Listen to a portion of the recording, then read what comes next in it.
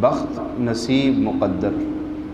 جس شخص کی یہ تین چیزیں کھل گئی نا، وہ مٹی کو ہاتھ لگاتا ہے سونا بن جاتا ہے، اور جس شخص کی یہ تین چیزیں بند ہوتی ہے تقدیر الہی میں، وہ سونے کو ہاتھ لگاتا ہے تو وہ مٹی ہوتی ہے۔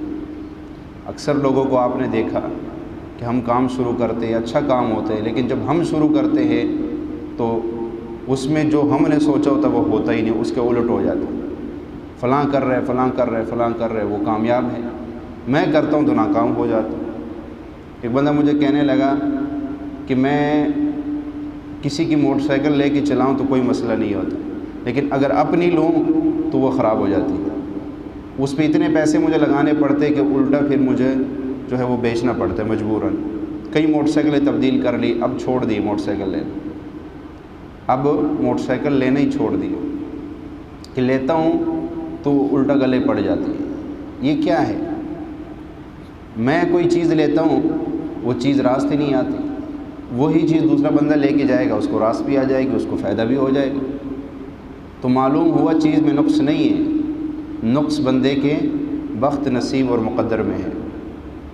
یہ جو بخت اور نصیب اور مقدر یہ کیسے کھلے کہ میں مٹی کو ہاتھ لگاؤں تو وہ سونا بن جائے؟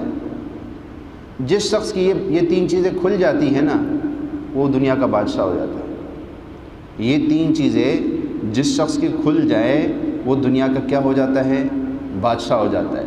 اور جس شخص کی یہ تین چیزیں بند ہوتی ہیں وہ بادشاہ ہو کے بھی غریب رہتا ہے، فقیر کی زندگی گزارتا ہے، فقیروں کی زندگی گزارتا ہے۔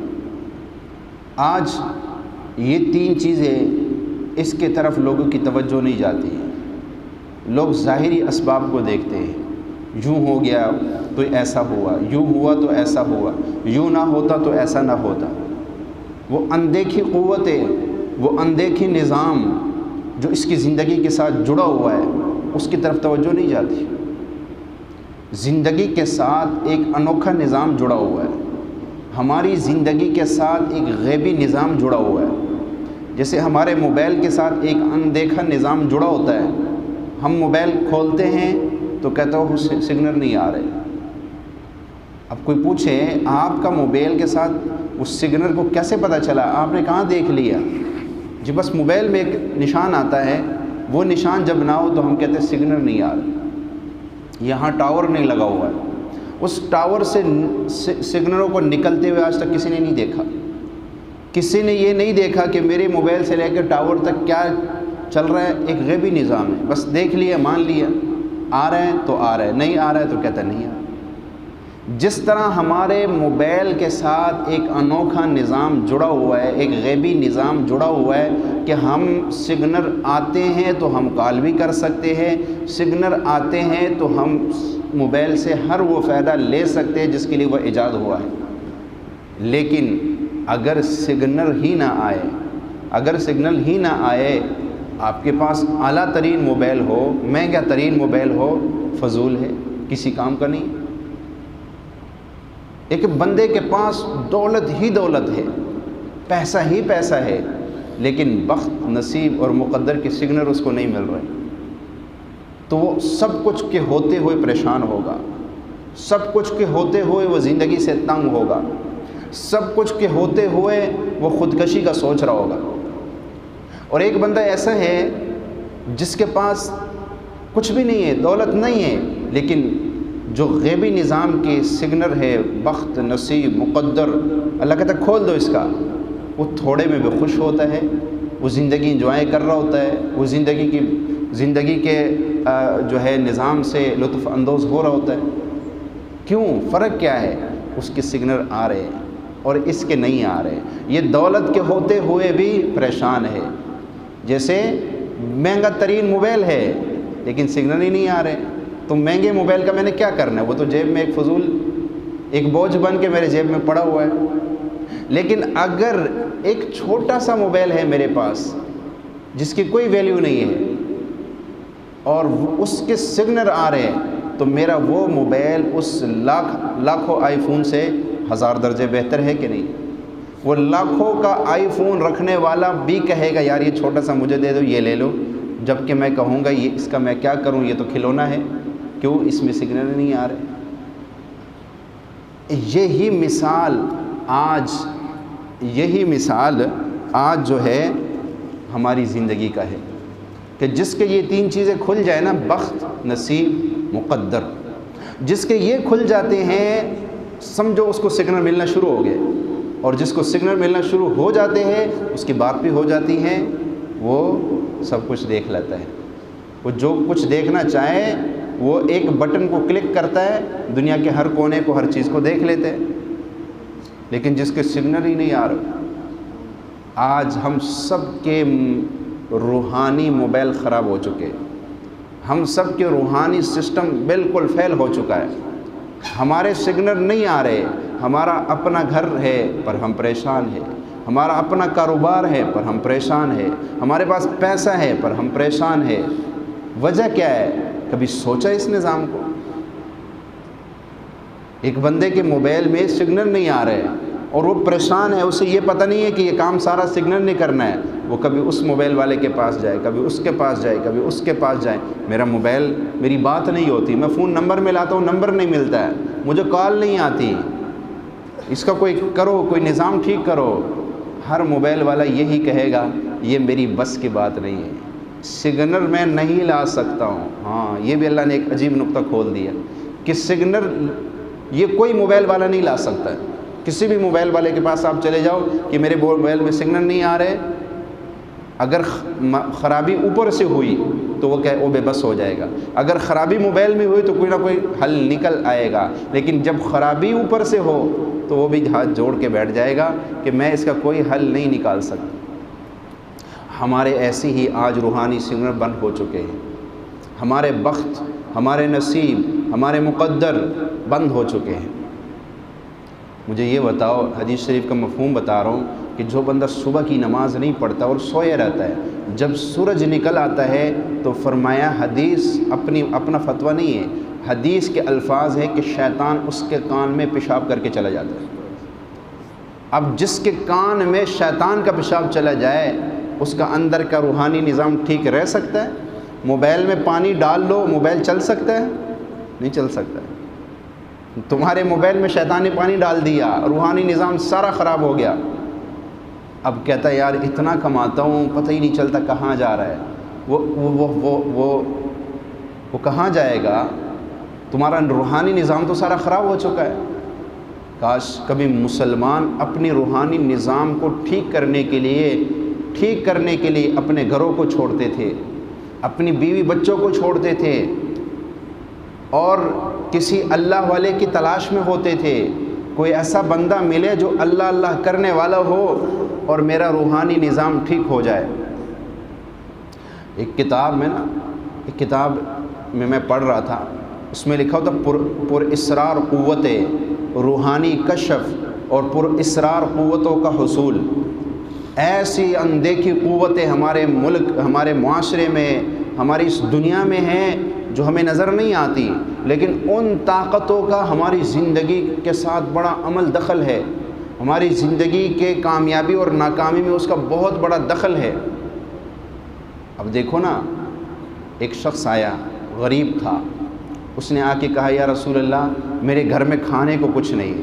بظاہر دنیا کیا کہتی کہ اگر گھر میں کھانے کو کچھ نہیں ہے تو کام کرو، کیا کرو؟ کام کرو، کوئی ملازمت کرو، کوئی اپنا کام کرو، کوئی دو چار پیسے آئیں گے تو گھر کی غربت مٹ جائے گی۔ لیکن اللہ کے نبی نے کیا فرمایا؟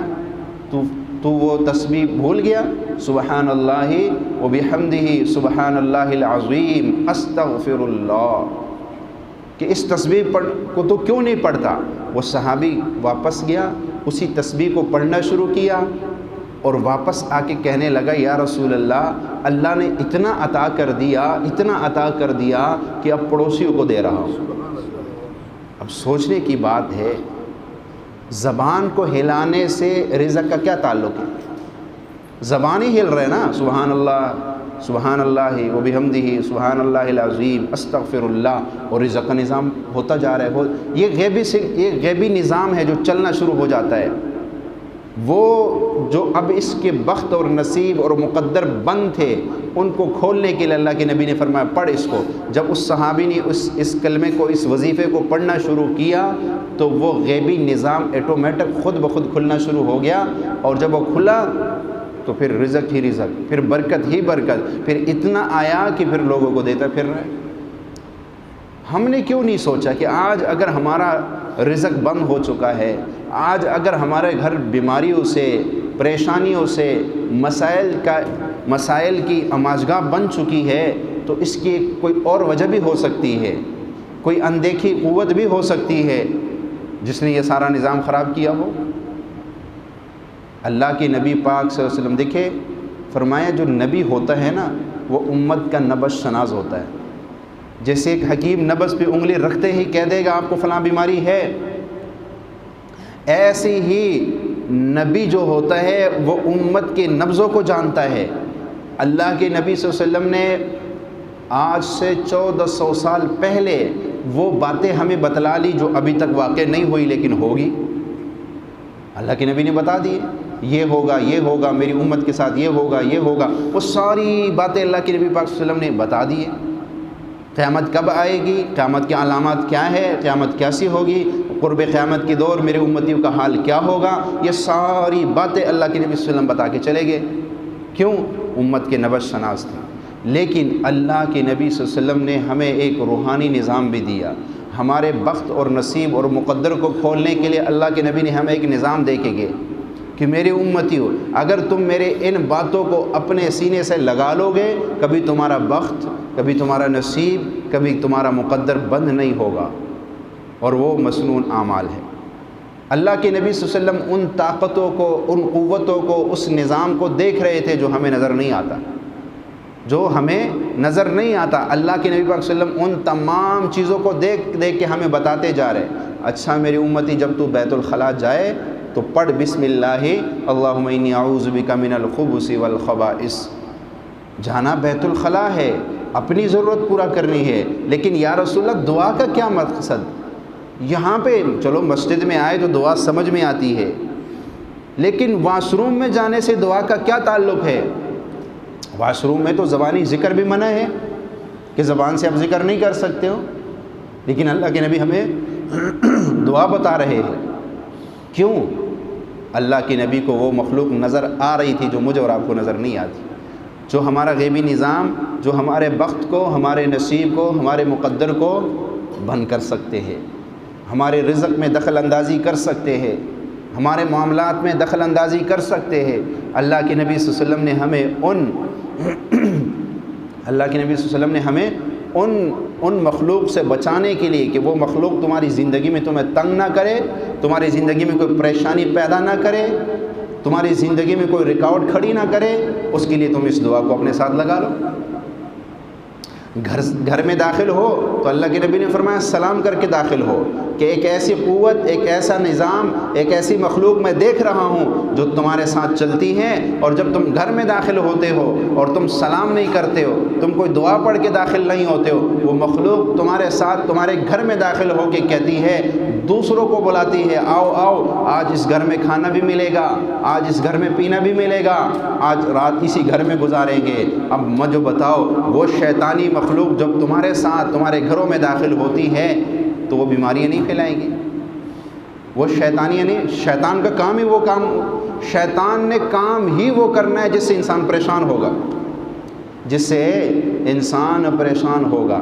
لیکن اللہ کے نبی نے ہمیں پہلے آگاہ کر دیا، خبردار گھر میں داخل ہو تو سلام کر کے داخل ہو، ورنہ وہ مخلوق تمہارے ساتھ داخل ہو جائے گی جو تمہارے گھر کے نظام کو درہم برہم کر دے گی، تمہارے گھر کے نظام کو درہم برہم کر دے گی۔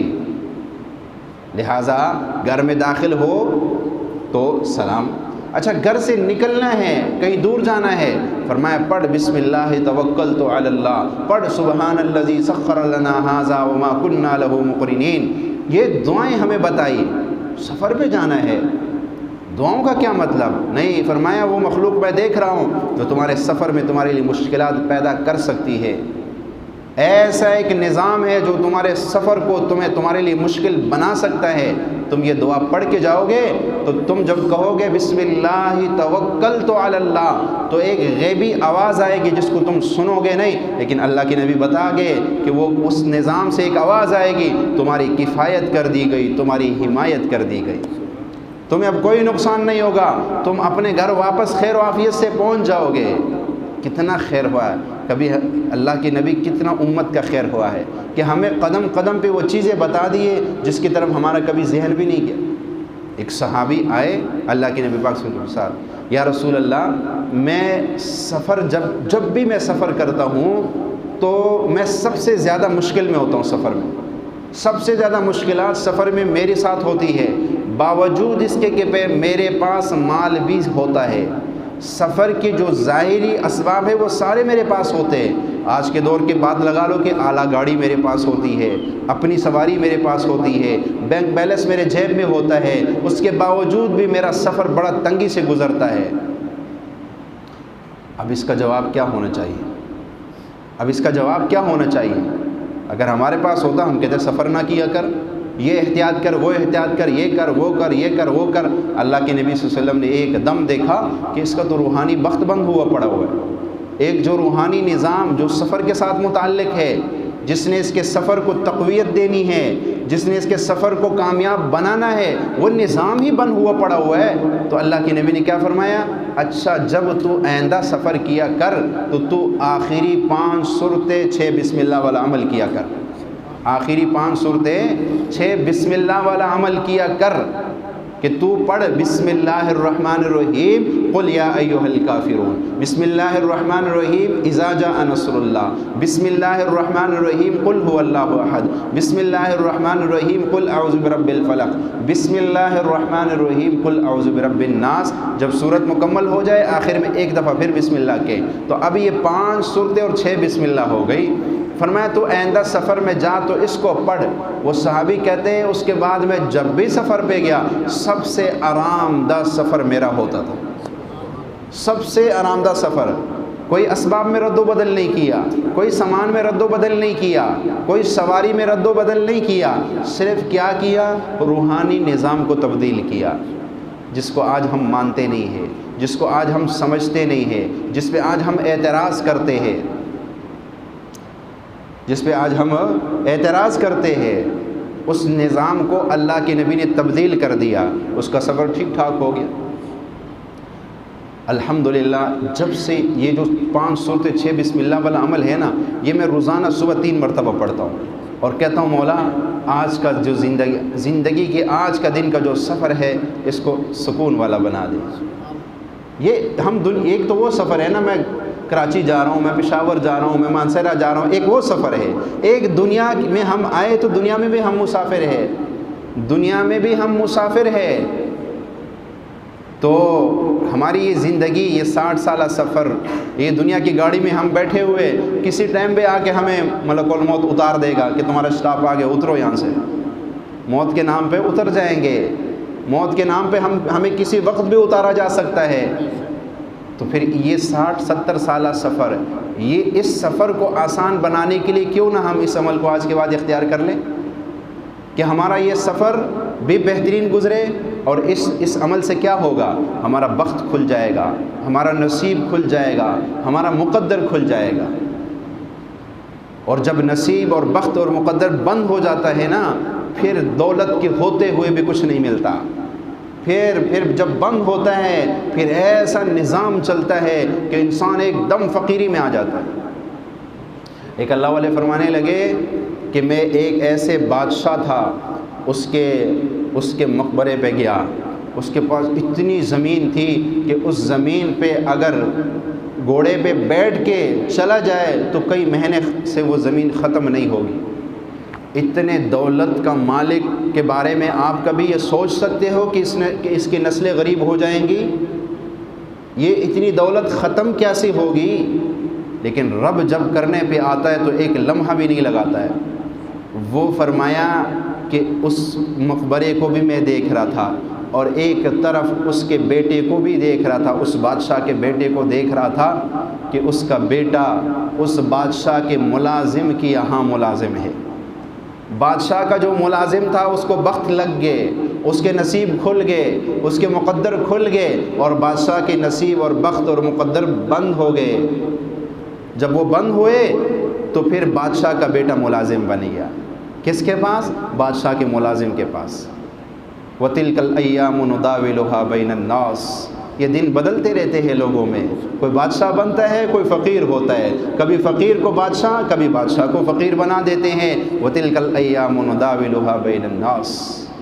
ہاں فرمایا اس شخص کو بھی میں نے دیکھا کہ میں آخری عمر میں اس کے گھر گیا ہوں تو وہ گھر میں بیٹھا ہوا تھا اور رو رہا تھا، اور سامنے بیوی کی قبر اور ساتھ ہی ایک اپنے لخت جگر جوان بیٹے کی قبر کو دیکھ، دونوں قبریں گھر کے اندر بنی ہوئی ہے، پر اس شخص کی زندگی کہ وہ اپنے علاقے کا ایک بہت بڑا عہدہ تھا اس کے پاس، لیکن اس عہدے کو اس نے غلط استعمال کیا اور دولت جمع کی، اور فرمایا جس گھر میں وہ قبریں تھی اور جس گھر کو وہ بنایا ہوا تھا، اس گھر میں بیٹھ کے جس گھر میں وہ رو رہا تھا، اس گھر کی اینٹ نہ حلال کی تھی، نہ اس کا سمٹ حلال کا تھا، اس میں ایک چیز بھی حلال کی نظر نہیں تھی، بس ایک کال جاتی تھی اتنے اینٹیں بھیجو ورنہ بٹا بند کر دوں گا، مجبور ہو کے اینٹیں آ جاتی تھی، اتنے سمٹ کی بوریاں بھیج دو ورنہ یوں کر دوں گا، سمٹ آ جاتا تھا، اتنا جو ہے یہ بھیج دو یہ بھیج دو، بس ایک کال جاتی تھی، صاحب صاحب کا فون آ گیا جی بھیج دو، نہیں بھیجیں گے تو ہمارا نظام بند ہو جائے گا۔ صاحب نے ایک ایک فون پہ اینٹیں بھی منگوا لی، سیمنٹ بھی منگوا لی ہیں، سریا بھی منگوا لیا اور اعلیٰ قسم کا گھر بنا دیا۔ گھر بنانے کے بعد بیوی کو ایسی بیماری لگی کہ بیوی تڑپ تڑپ کے مر گئی۔ جب بیوی مری تو بیٹے نے کہا میں اپنی ماں کی لاش کو باہر جانے نہیں دوں گا، اتنا بہترین گھر بنایا ہوا ہے، آج میری والدہ کی قبر گھر کے اندر ہی بنے گی۔ بیوی کی قبر گھر کے اندر بن گئی۔ کچھ عرصے کے بعد اسی جوان بیٹے نے خودکشی کر لی اور اس کی قبر بھی اس کے ساتھ بن گئی۔ اب وہ شخص اکیلا رہ گیا جو ایک فون پہ گھر بنا رہا تھا، جو ایک فون پہ ایک کال پہ سارے شہر کو اپنے تابع کر لیتا تھا۔ آج وہ بیٹھ کے بلک کے رو رہے اور ایک بات کہہ رہے، میرے مرشد فرمانے لگے کہ میں نے ایک بندے کی ڈیوٹی لگائی کہ تجھے میں مہینے کا کچھ عوض دوں گا تو اس کی خدمت کیا کر۔ معذور ہے بیچارہ، بوڑھا ہو گیا، لیکن وہ بلک کے رو رہا تھا، کاش میں ایسی دولت نہ جمع کرتا، کاش ایسی دولت میں نہ جمع کرتا کہ آج میری نسلیں برباد ہو گئی، میں نے اپنے آنکھوں کے سامنے سب کچھ دیکھ لیا ہے۔ تم کیا سمجھتے ہو کہ نصیب مقدر بخت دولت سے کھلتے ہیں؟ اللہ کہتے ہیں دولت والوں کو میں نے مثالیں میں نے لقد کان فی قصصہم عبرۃ لأولی الالباب، اللہ کہتا ہے یہ قرآن کے جو قصے ہم بیان کرتے ہیں اس میں عبرت ہے عقل والوں کے لیے، اس میں عبرت ہے۔ ان قارون کان من قوم موسیٰ فبغى علیہم وآتیناہ من الکنوز ما ان مفاتحہ لتنوء بالعصبة اولی القوة اذ قال له قومه لا تفرح ان اللہ لا يحب الفرحین وابتغ فيما آتاك الله الدار الآخرة ولا تنس نصيبك من الدنيا وأحسن كما أحسن الله إليك ولا تبغ الفساد في الأرض إن الله لا يحب المفسدين۔ اللہ کہتے دیکھو جو مال میں جو دولت میں بس آنکھیں بند کرو، جیسا مرضی آ جائے، جیسے مرضی آئے، کہاں سے آئے یہ نہیں دیکھنا، بس میں نے بینک بیلنس جمع کرنا ہے۔ اللہ کہتا ہے دیکھو قارون کو، دیکھو فرعون کو، اس نے بھی آنکھیں بند کر کے جمع کیے تھے، لیکن آخری انجام کیا ہوا؟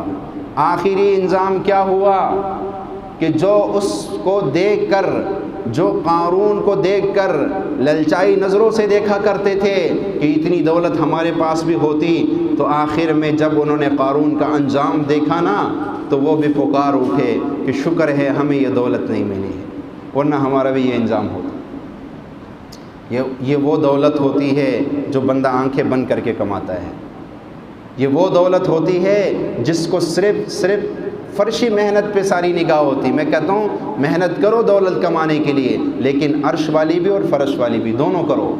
صرف فرش والی محنت وہ تو فرعون نے بھی کی تھی، وہ تو قارون نے بھی کی تھی، تو کیا ہوا؟ عرش کو بھی ساتھ لے کے چلو، جب دونوں کو لے کے مسلمان چلے گا نا، اللہ اس دولت کو سکون کا ذریعہ بنا دے گا، اللہ اس دولت کو کئی نسلوں میں چلائے گا، ختم نہیں ہوگی۔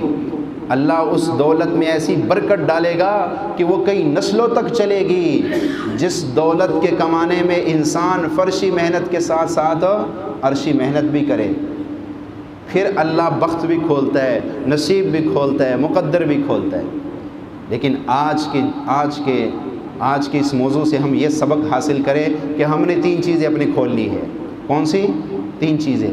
ہر شخص یہ آج کے بعد یہ تہیہ کر لے کہ میں نے اپنے بخت کو کھولنا ہے، میں نے اپنے نصیب کو کھولنا ہے، میں نے اپنے مقدر کو کھولنا ہے، لیکن اس کے لیے میں وہ اعمال اختیار کروں گا جو اللہ کے نبی نے ہمیں بتائے ہیں۔ دنیا کی محنت تو میں کر ہی رہا ہوں، صبح گھر سے نکلتا ہوں، شام کو گھر جاتا ہوں، محنت تو کر رہا ہوں، پر اس محنت کے ساتھ میں عرشی محنت بھی آج کے بعد شروع کر لوں۔ عرشی محنت جب میں شروع کر لوں گا، پھر اللہ ایسا نظام چلائے گا۔ وہ کہتے نا، ایک شخص تھا غربت، تنگ دستی، فقر و فاقہ کی زندگی گزار رہا تھا۔ اس کے دل میں آیا کہ چلتا ہوں کسی اللہ والے کے پاس۔ اس زمانے میں خانقاہیں ہوتی تھی، تو جاتا ہوں کسی اللہ والے کے ہاں، کوئی اللہ اللہ کرتا ہوں، شاید اللہ اللہ کرنے سے میرے کوئی نصیب، کوئی مقدر، کوئی دن کھل جائے۔ بڑے لمبا سفر کیا، ایک اللہ والے کے پاس چلے گئے۔ انہوں نے وہاں پہ کچھ اللہ کے نام دے دی، کہا اس کو پڑھو، بس یہاں خدمت کرتے رہو، اس کو پڑھتے رہو۔ وہ اللہ نماز پڑھنے لگ گیا، قرآن پڑھنے لگ گیا، جو اللہ والوں نے کچھ اعمال دی وہ کرنے لگ گیا۔ کرتے کرتے کچھ عرصے کے بعد انہوں نے کہا کہ جاؤ، اللہ نے تمہارا بخت، نصیب، مقدر کھول دیا ہے، جاؤ۔ وہ کہنے لگا حضور وہی غربت، وہی تنگ دستی ہے، کیسے کھول گیا؟ آپ کہہ رہے کھل گیا؟ ان کا جاؤ جاؤ کھل گیا۔ اب میری روحانی نظر یہ کہتی ہے کہ تمہارا بخت، نصیب، مقدر کھل چکا ہے، جاؤ۔ وہ حیران کہ میں تو جیسے آیا تھا ویسے ہی جا رہا ہوں، تو یہ کھلا تو کیسے کھلا، سمجھ نہ آئی۔ لیکن اللہ والوں کا حکم تھا، چل پڑا واپس گھر کے طرف۔ ابھی اسی مایوسی میں چل رہے، چلتے چلتے چلتے جب اپنے علاقے شہر میں داخل ہونے لگا نا، تو آگے دیکھا تو ہٹو بچوں کا شور ہو رہا ہے۔ کیا ہوا جی؟ بادشاہ سلامت کی سواری آ رہی، بادشاہ سلامت کی سواری آ رہی ہے، اور جناب دائیں بائیں اس کے سیکورٹی ہے، لوگوں کو ہٹایا جا رہا ہے، اور بادشاہ نے جو ہے وہ تاج سر پہ سجایا ہوا ہے، سواری پہ بیٹھا ہوا ہے۔ اس نے دور سے دیکھا بادشاہ آ رہا ہے، تو اس کے دل میں حسد پیدا ہوا کہ یار میں تو ایک وقت کی روٹی مجھے نہیں ملتی، اور اس ظالم کو دیکھو یہ کیا نخرے کر رہے ہیں، کیا نظام چل رہا ہے۔ اس نے کہا کہ یار اگر میں ایسی زندگی گزار رہا ہوں نا، تو آج اس کو بھی نہیں چھوڑتا ہوں، چلو جیل میں چلا جاؤں گا، کوئی دال روٹی تو ملے گی۔ اب اس نے اپنا جوتا اتارا اور بادشاہ کا نشانہ لیا، بادشاہ کا نشانہ لیا، اور دور سے جو جوتا مارا وہ سیدھا جا کے بادشاہ کے تاج پہ لگا۔ جو جوتا بادشاہ کے تاج پہ لگا تو بادشاہ کا تاج وہاں جا کے گرا۔ اب جناب شور، کس گستاخ نے یہ گستاخی کی، پکڑو اس کو پکڑو۔ اب کچھ نے تو اس کو پکڑا، اور کچھ نے جلدی میں جا کر بادشاہ کے جو اس کا تاج تھا سر کا وہ اٹھایا۔ وہ جو اٹھایا تو نظام ہی بدلا۔ انہوں نے کہا بادشاہ سلامت، جس نے بھی کیا آپ کا خیر خواہ تھا، آپ کا محسن تھا، آپ پہ بہت بڑا احسان کر گیا۔ تو اس نے کہا کیا ہوا؟ کہنے لگا بادشاہ سلامت، ایک سانپ تھا جو آپ کے تاج پہ بیٹھا ہوا آپ کو ڈسنے کی کوشش کرتا، اگر یہ جوتا نہ لگتا تو عنقریب آپ کو ڈس لیتا اور آپ اس دنیا میں بنا ہوتے۔ پر اس بندے نے تو بڑا کمال کیا، اس نے جو نشانہ لیا وہ تو سانپ بھی مر گیا اور آپ بھی بچ گئے، اور سانپ یہ مرا ہوا پڑا ہوا ہے۔ اوئے بادشاہ نے کہا بلاؤ اس کو بلاؤ۔ ابھی جو مجرم تھا ایک لمحے میں محسن بن گیا، ایک نقطے نے محرم سے مجرم بنا دیا، ایک لمحے نے ایک دم مجرم سے محسن بنا دیا۔ اور بادشاہ نے کہا واہ واہ، یہ تو میرا محسن ہے، بلاؤ اس کو۔ جب نصیب کھل جائے، جب بخت کھل جائے، جب اوپر کے فیصلے آپ کے ساتھ ہو، تو دنیا کا نیچے نظام کچھ نہیں چل سکتا۔ تو اس کو ایک دم جناب وہ تو بادشاہ کے خاص بندوں میں شامل ہو گیا، اس کے لیے تو وہ پروٹوکول جو بادشاہ کے خاص لوگوں کا ہونے لگ گیا، ایک لمحے میں تقدیر بدلی۔ لیکن جب نظام اوپر سے بدلنے کا، جب اوپر آپ نے محنت کی ہو، ایک جو ہے وہ جنگل کے ایک جانور نے ایک لومڑی نے نا اپنا بچہ شیر کے حوالے کیا، کہا میرا یہ بچہ تیرے حوالے ہے، میں ذرا اپنے والدین سے مل کے واپس آتی ہوں، ڈر ہے راستے میں کوئی درندے مجھ سے میرا بچہ نہ چھین لے، تو جنگل کا بادشاہ ہے، تجھ سے کوئی نہیں چھین سکتا، تو میرے بچے کی حفاظت تو نہیں کرنی ہے میرے واپس آنے تک۔ اب یہ لومڑی چلی گئی، کچھ دنوں کے بعد آئی اور اپنے بچہ جو شیر کے حوالے کیا تھا، شیر نے کہا کہ اب اس بچے کو ادھر بٹھاتا ہوں کوئی جانور آ کے اٹھا لے تو پھر۔ اب شیر نے کیا کیا، اس بچے کو اپنے کندھوں پہ بٹھا لی، ہر وقت وہ کندھوں پہ ہوتا تھا، ظاہر پھر کسی کی ہمت نہیں تھی کہ بچے کو پکڑ سکے، لیکن اوپر سے ایک باز آیا اور آتے ہی اس نے بچے کو یوں اٹھایا اور اوپر ہواؤں میں گم ہو گیا۔ اب جب لومڑی واپس آئی، اس نے آگے دیکھا تو بادشاہ سلامت کی آنکھیں نیچے۔ اس نے کہا بادشاہ میرا بچہ؟ اس نے کہا آپ کا بچہ تو میں نے کندھوں پہ بٹھایا ہوا تھا، اوپر سے ایک باز آیا اور بچے کو لے گیا۔ اس نے کہا